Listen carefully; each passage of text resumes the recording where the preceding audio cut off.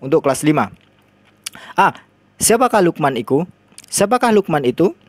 Luqman adalah hamba Allah yang saleh. Ia tidak menerima kenabian tetapi menjadi seorang ayah pilihan Allah Subhanahu wa taala. Dia seorang berkebangsaan Habsyi berasal dari kota Sudan. Pekerjaannya sebagai tukang kayu, tubuhnya pendek. Dia memiliki kekuatan dan mendapat hikmah dari Allah, sehingga nasihat yang disampaikan kepada anaknya diabadikan di dalam Al-Quran. Luqman adalah anak dari Baura bin Nahur bin Tareh, dan Tareh bin Nahur merupakan nama dari Azar, ayah Nabi Ibrahim alaihissalam. Luqman hidup selama 1000 tahun. Ia menjadi guru Nabi Daud alaihissalam sebelum diangkat menjadi nabi. Pekerjaan Luqman adalah awalnya seorang tukang kayu, tukang jahit, dan juga mengembala domba. Ia kemudian diangkat menjadi qadhi atau hakim. Luqman menikah dan dikaruniai banyak anak, akan tetapi semua anaknya meninggal dunia ketika masih kecil. Semua itu ia terima dengan ikhlas karena ia yakin dan sadar bahwa semua itu adalah ketentuan dan kehendak Allah Subhanahu wa taala. B. Sikap Luqman yang baik yang perlu kita teladani adalah Luqman banyak bersyukur. Amati dan bacalah dengan tartil Quran surat Luqman ayat 31 ayat 12 berikut ini. A'udzu billahi minasyaitonir rajim. Walaqad atayna Luqmanal hikmata an ishkur lillah wa man yashkur fa innama yashkuru li nafsihi wa man kafara fa innallaha ghaniyyun hamid. Artinya, walaqad atayna Luqmanal hikmata an ishkur lillah, dan sesungguhnya telah kami berikan nikmat kepada Luqman, yaitu bersyukur kepada Allah Subhanahu wa taala. Wa may yashkur fa innama yashkuru li nafsihi, dan barang siapa yang bersyukur kepada Allah maka sesungguhnya ia bersyukur untuk dirinya sendiri. Wa man kafara fa innallaha ghaniyyun hamid, dan barang siapa yang tidak bersyukur maka sesungguhnya Allah Maha Kaya lagi Maha terpuji. Pelajaran yang dapat diambil dari Luqman surat ke-31 ayat 12 itu adalah Luqman adalah seorang hamba Allah yang dianugerahi olehnya nikmat yang banyak, yaitu selalu bersyukur. Luqman selalu bersyukur atas nikmat yang diperoleh. Kemudian B, Allah katakan bahwa barang siapa yang bersyukur kepada Allah maka sesungguhnya ia bersyukur untuk dirinya sendiri, dan sesungguhnya adalah berterima kasih kepada Allah atas segala nikmat yang diberikan kepadanya, seperti tubuh yang sempurna, dapat melihat, mendengar, berbicara, berjalan, meraba, dan merasa. Kita dapat makan dan minum, memiliki tempat tinggal, pakaian, dapat belajar, serta memiliki iman Islam. Yang C, Allah Subhanahu wa taala telah menganugerahi Luqman ketaatan beribadah kepada Allah Subhanahu wa taala, memiliki perasaan halus, akal pikiran, dan pengetahuan yang luas. Kemudian itu tadi pribadi Luqman. Kemudian yang C, kita belajar tentang nasihat Luqman kepada anaknya. Nomor 1, nasihat Luqman kepadanya adalah kita atau anaknya jangan musyrik atau menyekutukan Allah. Amati dan bacalah dengan tartil Quran surat Luqman urutan ke-31 ayat 13 berikut ini. A'udzu billahi minasyaitonir rajim. Wa idz qala Luqman li ibnihi wa huwa ya'iduhu ya bunayya la tusyrik billah innasyirka ladzulmun azim. Dan ingatlah ketika Luqman berkata kepadanya di waktu ia memberi pelajaran kepadanya, hai anakku, janganlah kamu mempersekutukan Allah. Sesungguhnya mempersekutukan Allah adalah benar-benar kezaliman yang besar.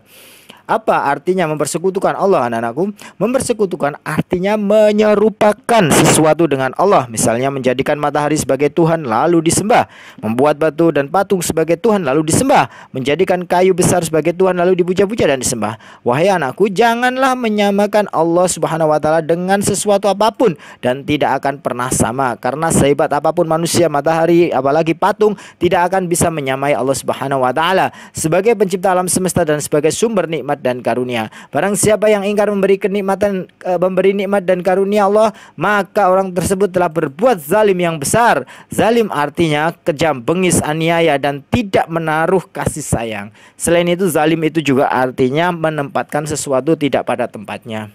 Selanjutnya, nasihat Luqman kepada anaknya adalah nomor 2, jangan angkuh atau sombong.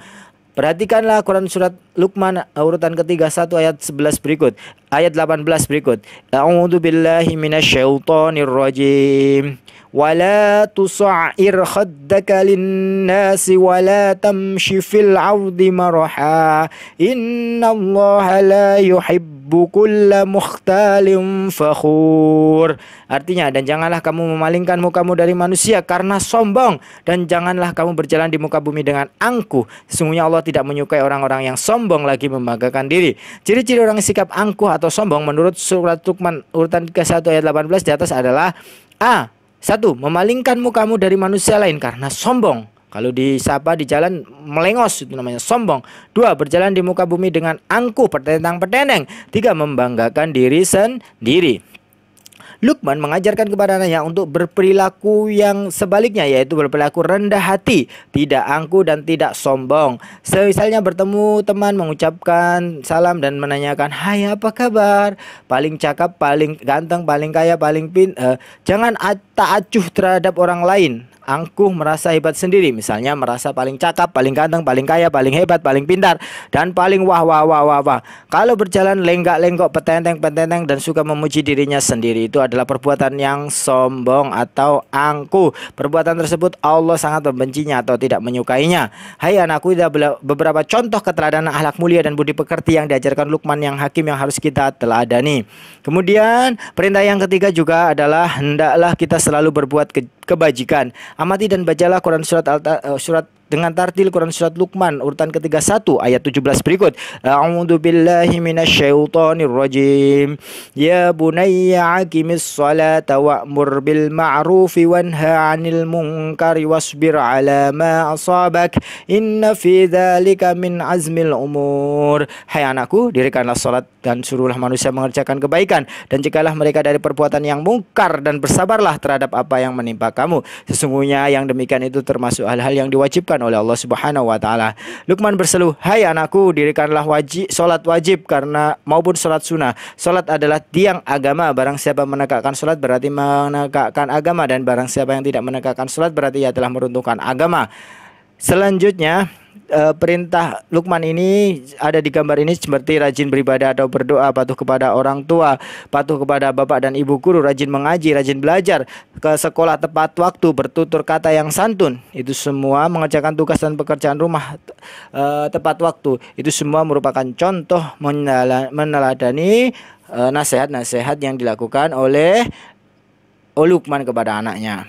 Selanjutnya, alangkah baiknya kita menghindari perbuatan-perbuatan buruk atau dalam bahasa Arabnya mungkar, seperti syirik, menyekutukan Allah, membenci kedua orang tua, membenci bapak ibu, berkelahi, mencuri, berkata kotor, dan lain-lain. Hendaklah selalu bersikap sabar dan juga menghindari perbuatan yang dilarang oleh Allah Subhanahu wa taala.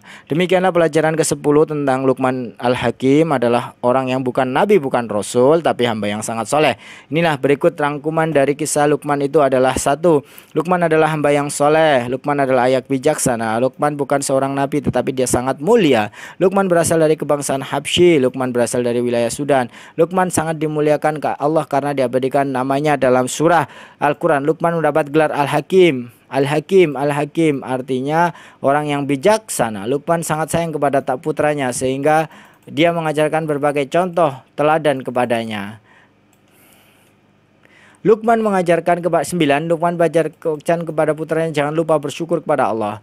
Kemudian nomor 10, Luqman mengajar putranya supaya mengesahkan Allah atau tidak menyekutukan Allah dengan makhluknya. Demikianlah anakku pelajaran tentang surat Luqman, pelajaran tentang kisah keteladanan Luqman yang patut kita pelajari terus-menerus. Jangan sampai kita melupakan dari nasihat-nasihat Luqman ini.